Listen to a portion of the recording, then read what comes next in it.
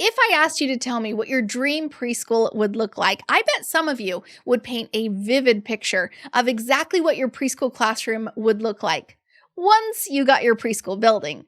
And I bet others of you would still be struggling with, well, should I do an online preschool or a local preschool once I get the money to start? But I bet most of you can agree that if I asked you when you would start a preschool, you would probably say something like, well, someday in the future, when things are right.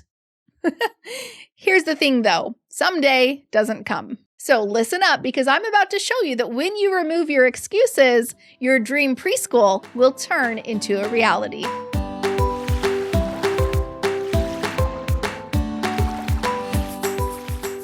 Welcome to the Preschool All-Stars podcast. I'm your host, Joy Anderson, and today I'm going to show you how your dream preschool might just be a lot closer than you think. In fact, it might just be a few days away from signing up your very first or next 7 preschoolers. Now, before we envision your dream preschool, I'm going to let you in on a little secret. Contrary to what everyone else has said, you can start a preschool this month, in fact, maybe in a couple days, without needing to quit your day job, without needing to get a loan or a grant, and without needing a location. That's right, I'm about to throw some massive dynamite on the roadblocks that I call excuses. So many times I see women so excited to tell me all about their preschool that they're going to start someday when the time is right, someday when they get the money to start, someday when they find that perfect building, or someday when they quit their job. But as I said before, someday never comes. So they're left in this holding pattern. And my goal is to get you out of that and out of the waiting zone and into action. Now, one of the best things about having your own business is you get to set your own hours. So if you currently have a job right now, guess what? You can do preschool classes outside of your job's hours. If you're doing local classes, you might have to see if it'll work out. But I know for a surety that you can be very flexible with your online preschool classes. And I say that because we're finding so much success right now with women being able to do evening and weekend classes. Yes, that's right. You can still have your day job Monday through Friday, and you can start your online preschool and do evening and weekend classes and find a massive success with that. And guess what? You don't have to threaten your financial stability. Go ahead and build up your online preschool business, and then when you feel ready, go ahead and quit that day job and go full-time in your preschool. And now let's talk location. Now, you know that I didn't have a preschool building when I started out. I only had my home, so I had to make it work. We had our kitchen table that we used for arts and crafts and snack time, and we had our living room that I used for story time and centers and circle time. And of course, we had our backyard that I used for our outdoor playtime. But I made it work, and the students and the families, they loved it because they loved the home preschool environment. It's warm, it's cozy, it's the perfect transition from home to school. You get that, right? Home preschool, home to school before they hit kindergarten and in between when they were at home with their parents the whole time. So a home preschool is super warm and cozy, and I know that it is the best place for you to start a preschool because thousands of women have found success with their own home preschools. Now, some of you are saying, but I really want to wait until I get a location. Well, I would say that you don't know what you don't know, and that will cost you a pretty penny because you're going to run into a lot of issues along the way that you're just not familiar with. I went through the process of having my own home preschool, and then we did get a building. We got a schoolhouse. It was a residential building that we converted into our private preschool. So I went through the whole process of planning and zoning and city laws and everything like that, and renovations and permits. I've been through that whole process many times because we've also tried to get multiple other buildings. So I've been through the process, and I know that it is not an easy process.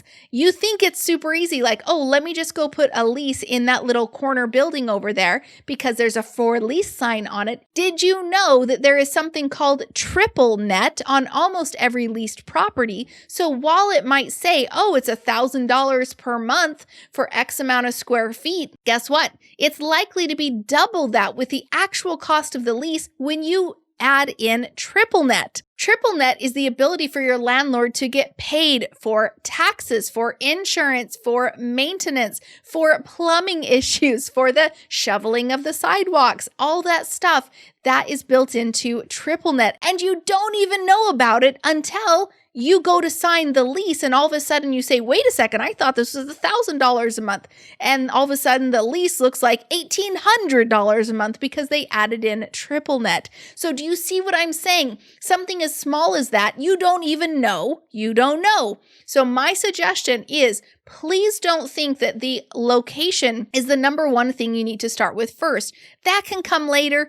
Build up your preschool following, then go get a location. Great time to do that. You can grow into it as we speak.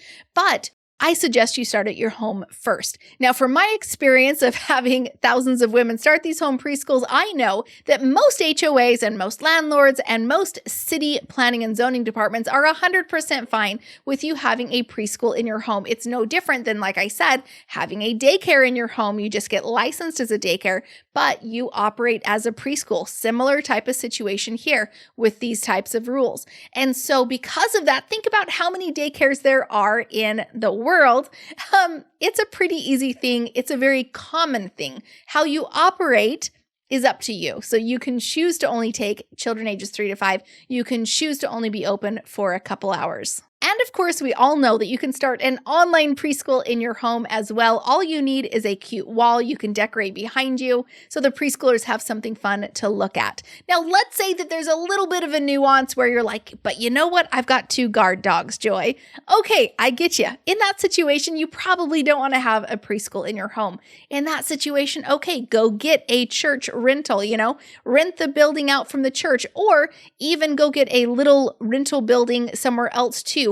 But I would heavily suggest you don't go into these big commercial shopping areas because you're going to get hit with the triple net. Can you partner with perhaps a friend? Can you do a preschool in her home where it will work out?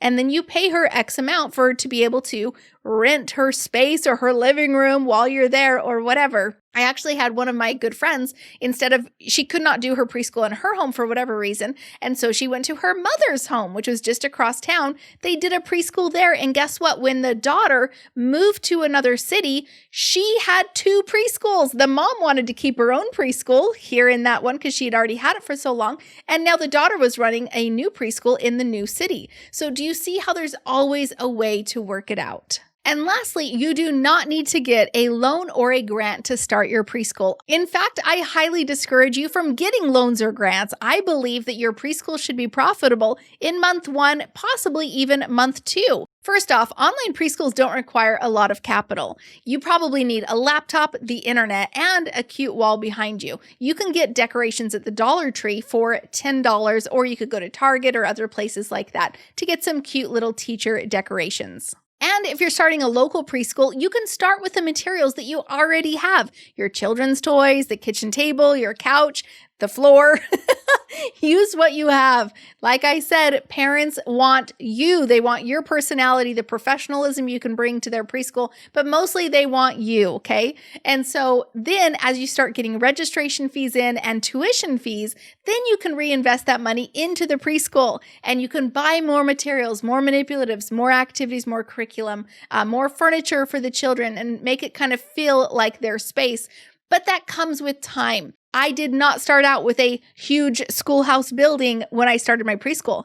I started out with my kitchen table and my living room floor, and I grew, okay? But you grow with your preschool, and that's the wonderful thing about it. I did mention registration fees really quick. It's one of the best things about preschool because you get to charge a registration fee, just like dance classes or taekwondo studios. With a registration fee, you can charge anywhere from $50 to $100 per child per year. Yes, every single year you charge that fee because they're re-enrolling for the next year. They're securing their spot. Now, you can choose whether you want to have them pay a supply fee. Personally, I like to always say everything's free in my preschool. So yes, my premium tuition is high. And yes, the registration fee technically can also cover the school supplies. I just say you get free school supplies. Does that make sense? So I'm charging the premium tuition, but I'm offering all this value that makes them feel like, oh my gosh, I get that she's a little bit more expensive, but look at everything that I get. And now I'd like you to listen to two women whose lives changed because they decided to start a preschool quickly instead of someday, even though they didn't have everything figured out. Hello, I am Beverly Pope, and I am the owner of Pope We Academy Online.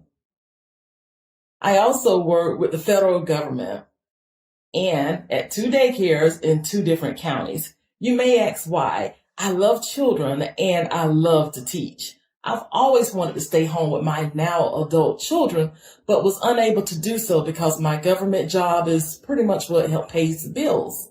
So 3 years ago, my husband and I, we adopted 3 little boys, and I knew at that time I needed to be home more than ever. So I started to do just what you're doing, searching the internet, just trying to find a better way. And oh boy, what did I run into? Joy Anderson book, Start Your Preschool. Guys, who knew this was possible? So going through Joy's book, it taught me everything I needed to know to own my own business. So what this book has done for me, I'm going to let you be the guest. I now own my own preschool. I'm able to spend quality time home with my children and supplement my income. Another thing this book has done for me has opened up my mind way more than you know. So in 2021, I will be opening up my in-home preschool. So my in-home local preschool. So this book has done so much for me. And I, just like you, I am a real mom with real bills and a real family. So if you're thinking about getting this book and you're on the fence a little bit, just do it. Hi there, my name is Bethany Johnson. Before I opened my preschool, I was an elementary school teacher teaching 1st and 2nd grade. I was really struggling though with the stress of it all and with just a lot of the stuff going on in the school district. And I wanted to be able to teach how I thought kids needed to be taught. We were also thinking about having our first child, and I was really struggling with the thought of putting them in daycare while I went to work all day. So I got Joy's book, and I read it in like 1 or 2 nights, just like furiously taking notes about everything. And I decided after I read it that I was going to do it. I was going to finish out the year with the school district and then start my own business. And I did. I have my online preschool, which I started before my in-person preschool to try and drum up some word of mouth. And then I opened my in-person preschool, and they're both doing great. I'm about 3 months in, and my preschool is full, and my online class has about 10 kids in it, and I'm making more money than I was as a teacher, and we're now pregnant with our first, and I'm excited for the future. I'm excited that I have started this business with the help of Joy and the supportive ladies in the community. And now I get to stay home with my kid while making great money and while doing things exactly how I want to do them. And it wouldn't have been possible without this book. Seriously, if you're on the fence, just get it. What do you have to lose? It has so many awesome tips for you. I mean, I would have never, ever known how to start an online preschool if it wasn't for this. I'm not very tech savvy. I would have had no idea where to start, but reading this book gave me the tools, and now it's thriving. And I'm so thankful for Joy and all of her knowledge and able to share it with us. Get the book. You'll love it. If you'd like to get a free copy of the book that these amazing women were talking about, simply go to joyanderson.com. The book is free. All I ask is you help out with the cost of shipping. Again, go to joyanderson.com to be able to request your free copy, but hurry and request your copy before I run out. Thanks for listening and following us on this journey. Be sure to head over to Apple Podcasts and rate and review this podcast. Hopefully, we've earned your 5 stars. This episode is day 4 of what I call our 7 Students in 7 Days Challenge. It is designed to help you sign up your first or your next 7 preschoolers in just 7 days without creating a website, without spending money on advertising, and without talking to people face to face. This works for local and online preschools, even if you don't have your preschool set up and even if you don't have the right degree or experience. Yes, this will work for you. To help you during this challenge, I put together a free worksheet called My Dream Preschool that correlates with this training. It'll help you create the only 3 assets that you need to put out your very first marketing campaign. And guess what? It's easy and it's free. It's a super fun worksheet and only takes about 5 minutes to complete. So go to joyanderson.com to instantly download that worksheet. Women who complete our challenge are 10 times more likely to create a successful preschool. So trust me, you're going to want to do this. Again, go to joyanderson.com and click on the 7 Students in 7 Days Challenge to immediately download this worksheet. Now, don't forget, you're going to want to keep staying tuned to these next episodes. They're going to walk you through the rest of the challenge. In the next episode, I will be giving you the Founding Family Script. Yes, that is the very thing that will help you to sign up your preschoolers without spending money on advertising, without creating a website, and without talking to people face to face. That is what this entire challenge is leading up to, is the Founding Family Script. So be sure to stay tuned for that next episode. Until next time, keep serving, keep teaching, and keep growing. We'll talk to you soon.